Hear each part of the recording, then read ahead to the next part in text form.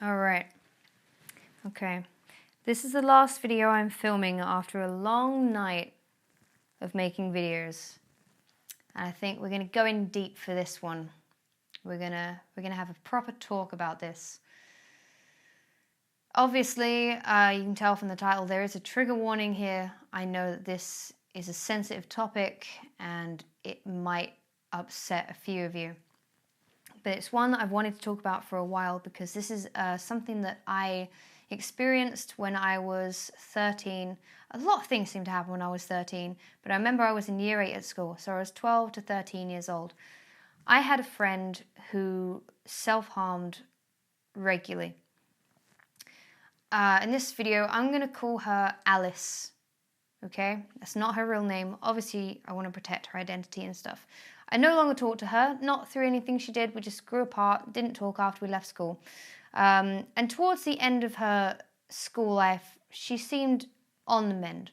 And I actually tracked her down on Facebook the other day, and she seems to be the happiest she's ever been.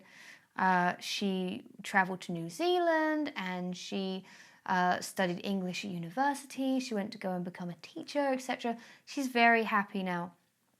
But there was a time where I considered her one of my best friends. Obviously, this isn't my best friend Lisa I'm talking about.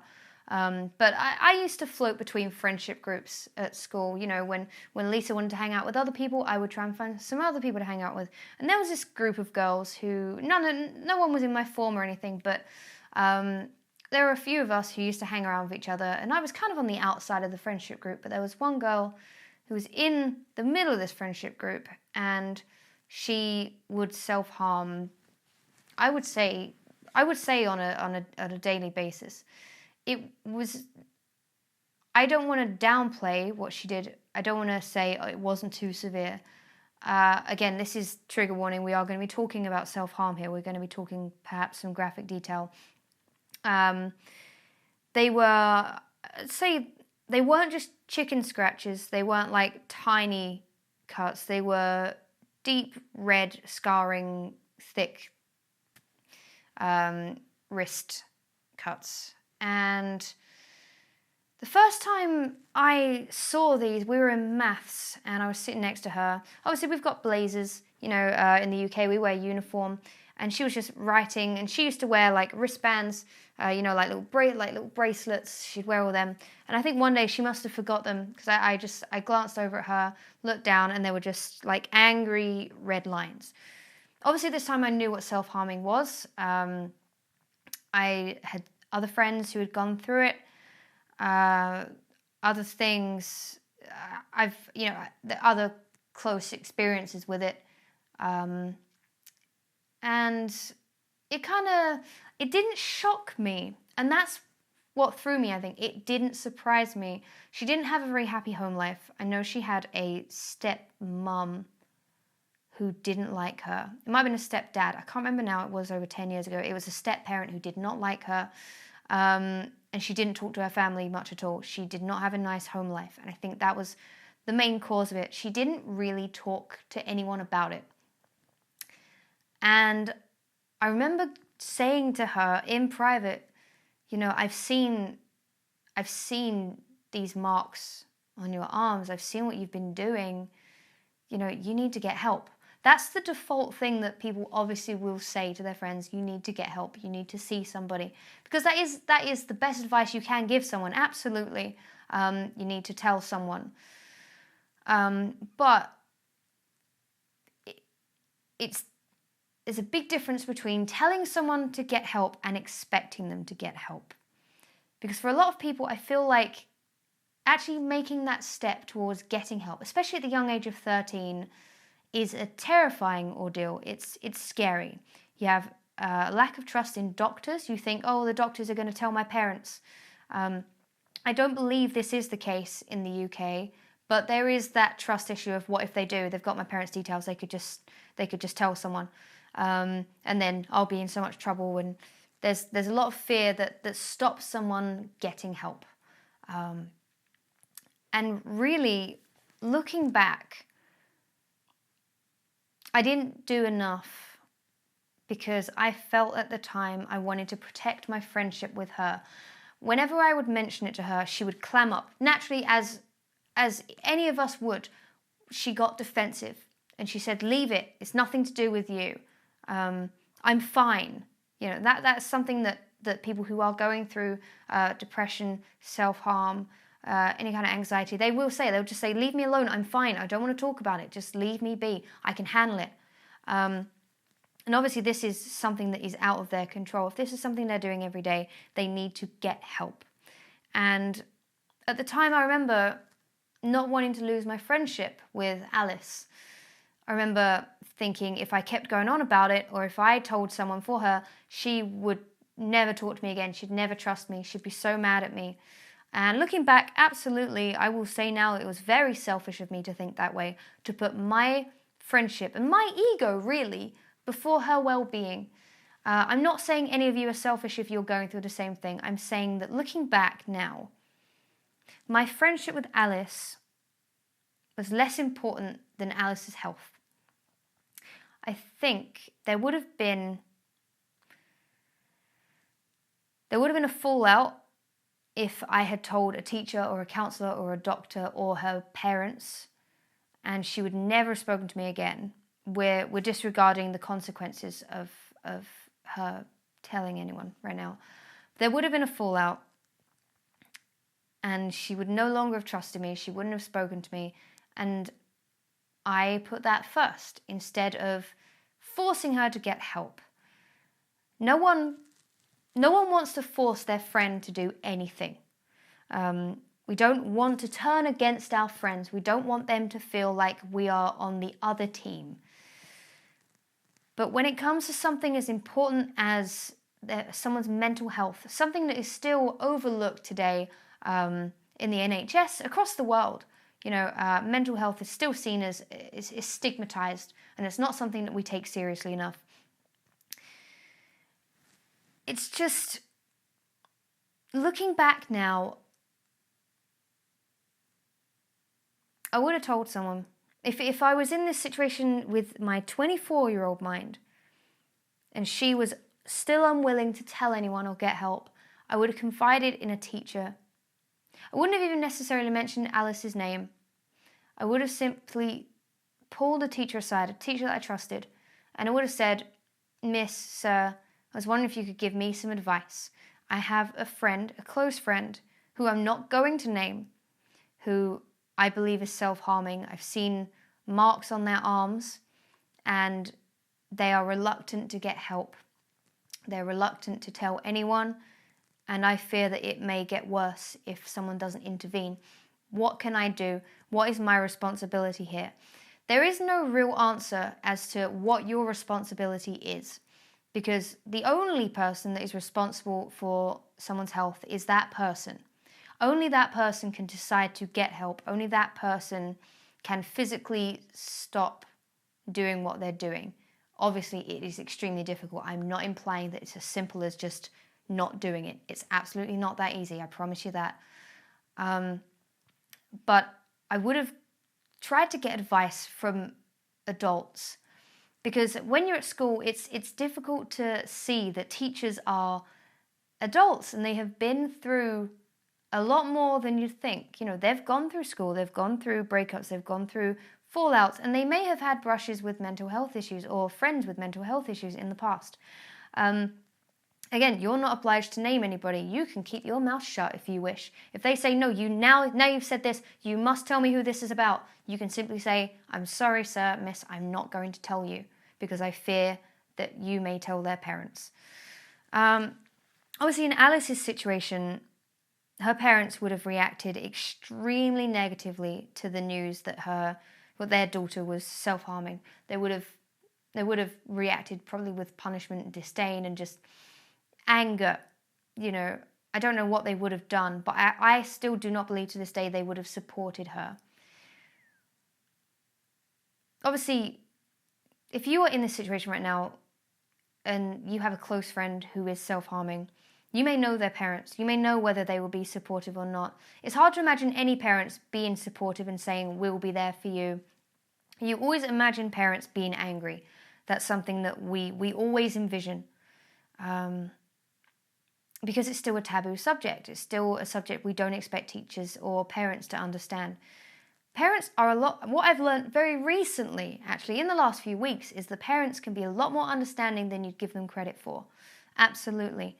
I didn't expect my parents to react with such support when I spoke about how, sometimes I can be romantically attracted to people of the same gender. I certainly did not expect that reaction from my parents. That reaction of, you're still my daughter, and me and my dad now make jokes, and he constantly goes, oh, you lesbian. All this, we have like in-jokes, and I never would have thought that in my life. But anyway, I'm digressing a little bit. So there was no way in that time frame that I would have ever told Alice's parents what was going on. I didn't even know them. I wasn't that close enough to Alice to know her parents well. I only knew from friends that her parents were not nice to her. I know it wasn't my place to tell her parents, but I think if I was in a position where I did know her parents, this is the thing. There's no black and white answer. That's the truth, because you don't want to do something that will get your friend in a lot of trouble. You don't want to do it. You don't want to make them more upset. You don't want their parents to disown them or scream at them or make any situation worse. You don't want to do that. And you don't want to be that person that initiates that. I completely understand that. I was in that boat. But what's the alternative if you don't tell an adult what's going on? What's the alternative? Let your friend just figure it out for themselves? Let them continue what they're doing? Because ultimately, your friend is probably not going to confide in you about, what they're doing every night. They're probably not going to phone you at 3 a.m. Even if you extend that out to them, say, call me anytime you need me, I'm here for you. The chances are they're not going to. That's the harsh reality of it. People with low self-esteem enough to want to self-harm will feel like they are bothering people, like they don't want the help because they deserve what they're putting themselves through. It's a horrible mindset where people going through it want to be alone, and the worst thing for them is to be alone. It's difficult. I'm not crying. I've got a really, really dry throat. I think I would have told a teacher or a counsellor, but ultimately there was no way of me convincing Alice at the time to go to a doctor or to go to a teacher or to her parents herself. She would not have done it. I think ultimately the only course of action I could have taken that may have helped would have been to tell someone for her. And this would have resulted in the end of our friendship, the end of the trust and everything. Because that's the other thing, because with teachers, you don't know if teachers are going to want to tell your parents. You don't know if doctors are going to tell your parents. It's this whole world of mistrust. It's even now, I'm having this dilemma in my mind of what would I actually do? Because ultimately, the only thing you can guarantee is that you will be there for that friend. And you can constantly say to that person, even if you don't want me to tell anyone, and I absolutely will not tell anyone if you don't want me to, I will be here for you. You can call me any time of day. Call me if you get any urges to do anything. I'm here for you. I'll listen to your problems. Don't ever feel ashamed. And it's good to relay this information to your friend if they know that you know. Constantly reassure them that they're not alone. They're not the only person going through these things. Don't trivialize it. Don't be like, oh, you'll be fine. Everyone has hardships. Don't do anything like that. Don't make their problems seem simple. But just make it clear to them that anytime they want to talk, then you're there with open ears, big Dumbo ears, you're there for them. And that they're not silly and they're not stupid for doing what they're doing. It's a mental health issue. Mental health issues need to be taken seriously. Sitting it out and hoping that it goes away, hoping that your friend grows out of it or just stops doing it one day, it's a risky, dangerous thing to do. And it's something that I ended up doing. And I think Alice continued doing it for a good few years. And at any point, she could have tipped over that edge, and I wouldn't have known about it until the morning she wasn't at school anymore. And that's horrible. And then there would have been all these questions in my mind of, what if I'd told someone? It's very difficult, but I would say, looking back now, the best advice I can give is to tell someone. You have to tell someone, whether it's a doctor or a school counsellor. I know a lot of schools do have school counsellors now. My school didn't have a school counsellor. They had like some teaching assistants, but there was no one for like bullying or anything like that in my school. Telling like a head of year or a form tutor, a teacher that you can trust. And it might even be worth swearing them to secrecy and saying, you know, you cannot tell this person's parents because this person's parents might get abusive. They might do something worse. Alert these adults of the situation and say, it's really important that these parents don't find out. If you really feel like these parents are not going to be supportive, again, you will be surprised at how supportive some parents can be, even if you don't think they will be. But ultimately, as I just said, here's the toss-up. You can either risk your friendship and tell an adult, and then an adult is equipped to deal with this situation, and they can contact the home, or they can contact social services, or they can contact a therapist, they can get someone an appointment, or you can take a risk and wait it out and hope that your friend finds happiness in their own time. Now, luckily, Alice did. Very lucky Alice did, but it's a risk, and you don't want that burden on your mind. You don't want that weight on your shoulders if something bad were to happen. You don't want that, what if I'd done something? Because at least if something bad temporarily happens because you've told someone, at least you've told someone, and it's no longer on your shoulders. It is not your burden to bear alone. It's not. It is not your responsibility to have this burden on you, this secret that your friend is holding. It's not yours. Don't ever feel that pressure of being the only person who knows this, the only person they can trust, because that will weigh down on you like a ton of bricks. Tell someone. Tell an adult who doesn't know your friend. Phone a helpline. Helplines such as Childline. There are other helplines that I'll try and link in the description below.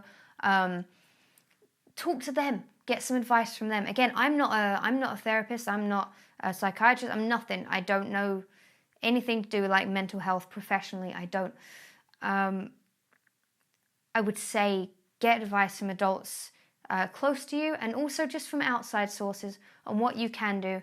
What support is there locally? You know, there might be some support groups that your friend can go to. You can go with them. Offer to do that. Your friend might be reluctant. Just keep that in mind and keep mentioning it to them. Keep saying, I want to help you. Let me help you. I love you. I care about you. But don't suffer with it alone. And don't let your friend be alone, because it can get bad. You know, again, I was very lucky that Alice found happiness. I think she found a boyfriend who helped her through a lot. And I think eventually she moved out, and I think that massively changed her outlook on life. And she's happy now, but it could have been very different. So that's my personal advice. Again, every situation is different. Please don't take this advice as gospel. The last thing I want is someone coming back to me saying, I took your advice and told someone, and now my friend has got even worse. That's the last thing I want. You have to be able to gauge the situation yourself. I don't know your friend. If it is you that is struggling with self-harm, depression, again, I urge you to tell someone. If you don't feel like you can tell your parents, go to a doctor if you can. Ask them about their confidentiality agreement. I don't know if that's the right term, but I believe there is a patient-doctor confidentiality, especially in the UK, where they cannot tell your parents unless you give them permission. Talk to a teacher that you can openly talk to, one that you trust. Phone helplines, absolutely, just know that you're not alone. And if you have a friend that is trying to coax you out into telling people, just know that they love you and they care about you, and that's the only reason they're doing it. They're not doing it to annoy you. They're not looking down on you. They want to help you. Let your friends help you. Let them be there for you. I hope this video was helpful. I don't feel like people talk about this enough, and if I can help alleviate one situation that was similar to what I went through as that friend, when I was 13, then this video will have been worth it. So thank you so much for watching. I have talked my throat dry, and I will see you guys in the next video. I love you very much. Have a good night.